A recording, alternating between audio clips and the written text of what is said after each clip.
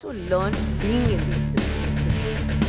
বলিউডে 2 দশকেরও বেশি সময় ধরে নিজের অভিনয় দক্ষতা দিয়ে দর্শকদের মন জয় করে চলেছেন করিনা কাপুর। 40 বছর পেরোলেও তার গ্ল্যামারের ঝলকানি আজও তরুণ হৃদয়ে তোলপাড় করে। জানা গেছে স্বামী সাইফ আলী খানকে ছেড়ে করিনা তার হাঁটুর বয়সী এক নায়কের সঙ্গে প্রেম করছেন। তবে এই প্রেম বাস্তবে নয়, সিনেমার পর্দায়।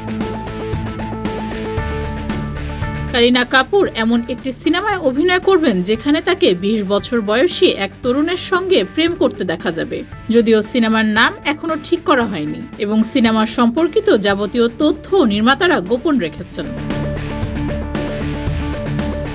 নতুন সিনেমায় করিনাকে ভূতের চরিত্রে দেখা যাবে। শুধু তাই নয়, বলিউডের অন্যান্য ভৌতিক সিনেমার চেয়ে এই সিনেমার গল্প ও চিত্রনাট্য অনেকটাই ভিন্ন হবে বলে শোনা যাচ্ছে।